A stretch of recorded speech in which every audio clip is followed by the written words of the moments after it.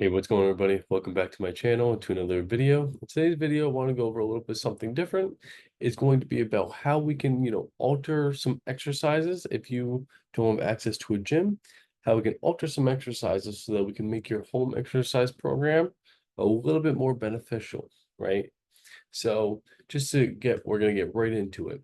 So in this video, I kind of outlined four main kind of movement categories. Like we have a hinge, we have a squat, we have a push, a pull. Now these aren't the only ones, but these are just some that I thought of. Um, and there's three main planes of motion that we want to take into consideration. We have the sagittal plane of motion, which basically a lot of our flexion and extension motions are going to occur out of. We have the frontal or coronal plane of motion, which is where a lot of our abduction and adduction movements come out of. And then we have the axial or transverse plane of motion. So a lot of this rotational kind of exercises. So getting right into it. So how do we make an exercise harder? So what if you've been in the gym for a while, or if it's your first time, one method is called progressive overload.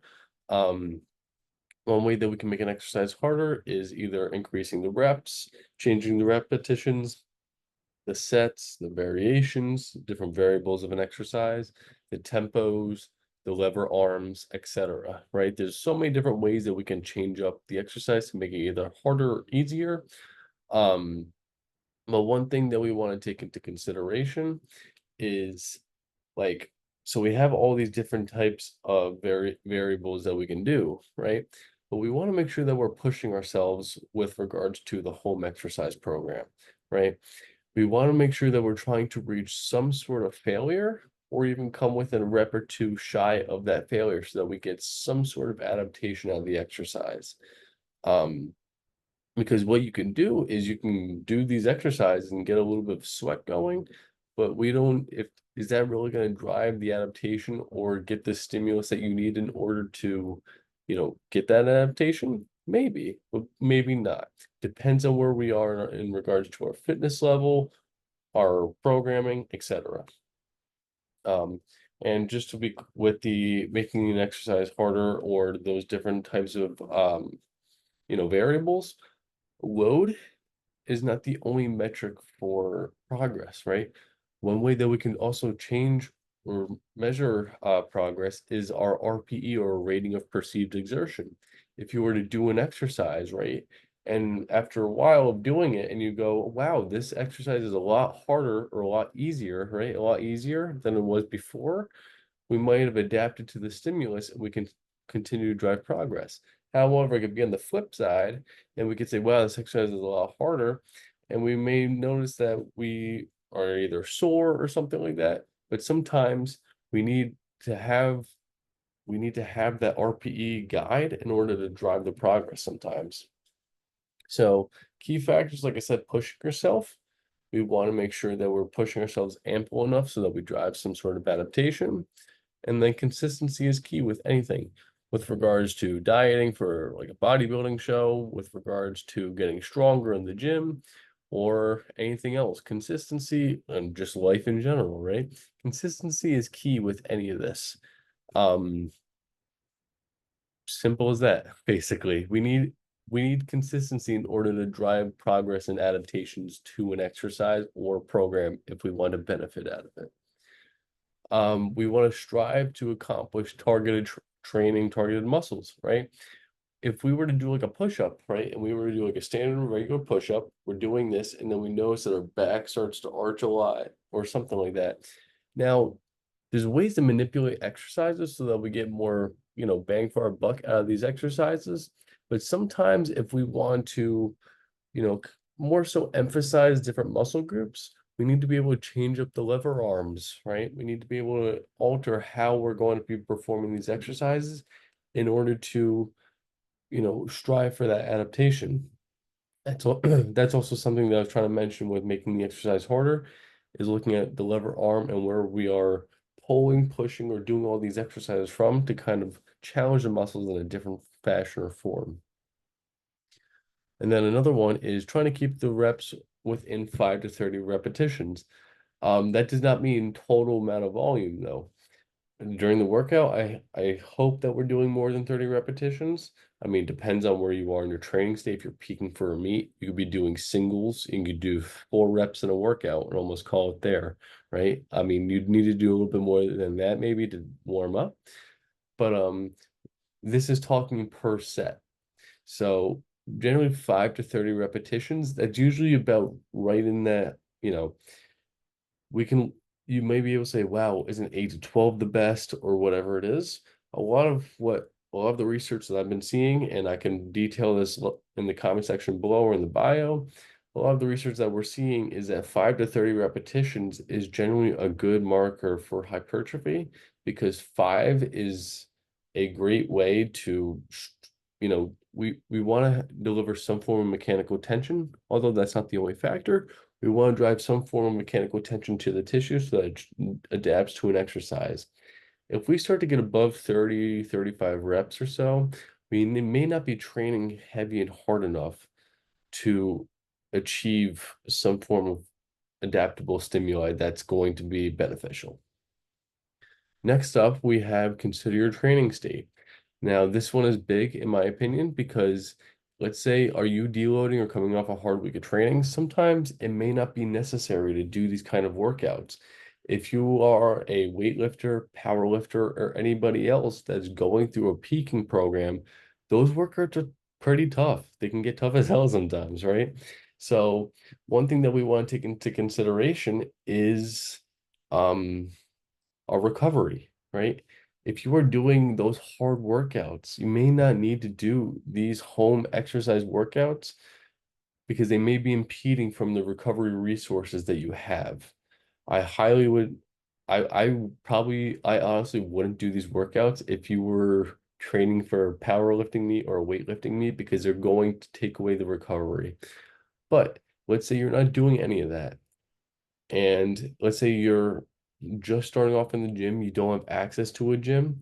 These workouts may be beneficial because it may give you your um first way of, stimuli that you can adapt to.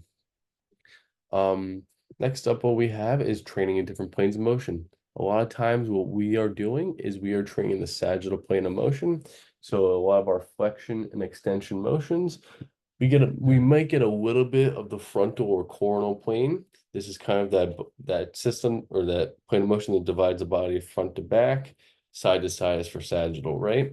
But a lot of times when we're training in the gym, we get a lot of either the sagittal plane of motion, maybe some frontal, but we don't get a lot of rotation with our exercises. So if we're looking for a different form of stimulus, this may be a good way for us to implement some form of different planes of motion within our program. And it might be good because it might be a low level stimulus for you, but your body hasn't gotten used to that level of stimulus, even if you're a decently high level athlete. I mean, obviously, this all depends on your current state, but it may be beneficial because it might showcase some weaknesses or some discrepancies within your training state, and you may be able to benefit from it. You might be able to adapt to some of this. Another one is supersetting, right? So supersetting can be a good indicator of your VO2 max. If you've been training in the gym and you've been taking your rest time, all that kind of stuff, rest time is crucial. But sometimes, let's say you're trying to get into the gym and you are a busy person, you might only have 20 or 30 minutes during the day, sometimes even less.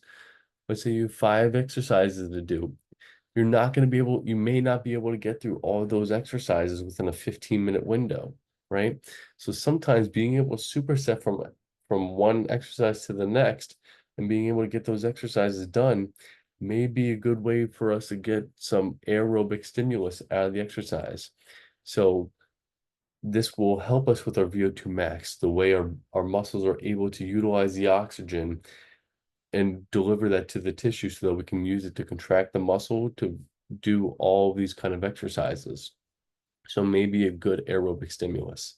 And it may showcase how good your VO2 max is. But it's just another form of stimulus that we can deliver to the body that may not always be anaerobic or without oxygen. So here's an example workout. So we had the 4 kind of different not variations, but methods, I guess. I can't remember the exact word for it. But we have a hinge, squat, push, pull. these aren't the only kind of pillars of movement. I don't know if pillar is the right word, but these aren't the only real pillars of movement. Maybe more, maybe whatever, but these are just some that I came up with. So for a hinge, we have a hinge is another way that if you think about like an RDL, keeping the center mass over midfoot, we are basically translating our hips backwards with our trunk bending forward, right? So another way to train the erector spine, the hamstrings, glutes, posterior chain. We're gonna get some form of anterior chain out of that, but a large portion of it is posterior chain. So we can do a double leg hinge, we can do a single leg hinge, we can do what we call B stance RDL, where we have one foot kind of pivoted backwards, and and we're kind of showcasing or trying to develop more of that single leg stability. We can add some form of rotation in there, right? Incorporating that rotation incorporates a little bit more of that transverse plane of motion, so we can drive different forms of adaptation. We can get into different movements. When we look at a squat, we have a body weight squat. We can add sets, we can add tempo, we can switch we can switch the variation, we can switch to lunges, so we incorporate more unilateral work. I mean, there's a lot of different ways that we can alter this. Another good one is a Cossack squat. Now, a Cossack squat is another like kind of frontal plane squat motion where you're kind of lunging to one side. It's a good one because it helps us train our adductors to kind of lengthen under loading, and it helps us to, well, a lot of this is eccentric. A lot of these exercises, right? Any kind of exercise you're doing, you need some form of eccentric stabilization. So these exercises, training different planes of motion, can be beneficial for that. So the Cossack squat, you may be used to doing regular barbell squats in the sagittal plane. So doing Cossack squat might be beneficial. Again, it depends on where you are in your programming and your general fitness level. But it's a good variation, different plane of motion. Next up, we have a push-up. Now we can switch the lever systems here, right? As with every exercise, you can pretty much switch up whatever lever. But another way to kind of visualize this with a push-up, we have the regular push-up, we have the close grip, kind of emphasizing more of the triceps here with the moment arm, go a little bit wider out, maybe emphasize a little bit more of the pec and the anterior deltoid. We can even we can even elevate the feet, right? We're kind of changing the lever systems. When we look at a pull, we have pull-ups, right? So we can orient the body, like I said, with the push-ups. We can orient the body so that we can emphasize like different muscle groups, or we can provide more stimulus or more demand to different tissues, right?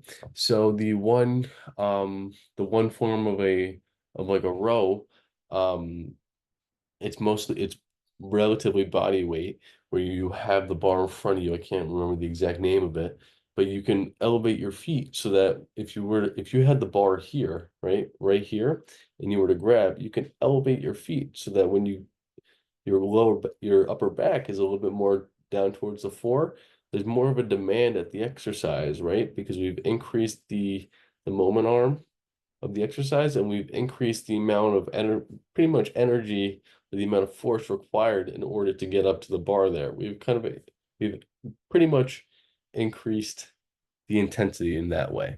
So all these exercises, when we're changing up the lever systems and all that kind of stuff, it's basically increasing the amount of torque or force or effort going towards those joints required to move them through the range of motion. We have regular pull-ups. We can switch the grips. We can go out to in. Now, if you're outside, you can do these off a tree. If you're inside, if you don't have a pull-up bar or anything like that, you can do them off like a door. And if you don't have access to any of those, it might be a little difficult. But remember, one good way of training the upper back is something where we're resisting, where we have resisted elbow flexion and shoulder extension. So a lot of it is here. If we can resist that, we're going to do a decent job of training the the upper extremity pulling muscles. And then kind of last but not least, with all these kind of exercises, I mean, you're learning, whoever's seeing this is kind of seeing this off YouTube, whatever it is. All these exercises, make sure you're safe and you're confident with when you're doing these. the last thing you want to do is kind of just, take these exercises and potentially, nobody wants to get hurt when doing any of this, right? So one thing that we want to ensure is that you're safe and you're confident in your abilities to perform these exercises. But at the end of the day, one thing, some big points that we want to be able to take away from this is understand good ways to either increase or decrease the intensity of an exercise is looking at the tempo, looking at the reps, the sets, um, different planes of motion, right? We're also looking at changing the lever arms of the exercise so that we increase the demand at different tissue angles, that sort of thing. And then also remembering to push yourself, right? Intensity is one of the biggest drivers of getting that kind of adaptation, right? I mean, so is volume. Sometimes they go hand in hand. Sometimes volume may be more beneficial, but besides the point, we're looking at intensity. How can we increase the intensity of an exercise so we can drive the adaptation needed to grow and stimulate the muscles, right? And last but not least, check where you are either in your programming or in your fitness regimen, whatever you're doing, to see if doing these exercises are even required for you. If they're taking away recovery from your previous workouts or not, right? But if you're temporarily away from the gym for a little while and you don't have access, understanding these may be beneficial for you. So yeah, if you guys have any questions, drop them in the comment section below. I hope you guys enjoyed this video as much as I did making it, and I'll see you guys in the next one. Thank you guys for watching, and here's staying strong. Thank you.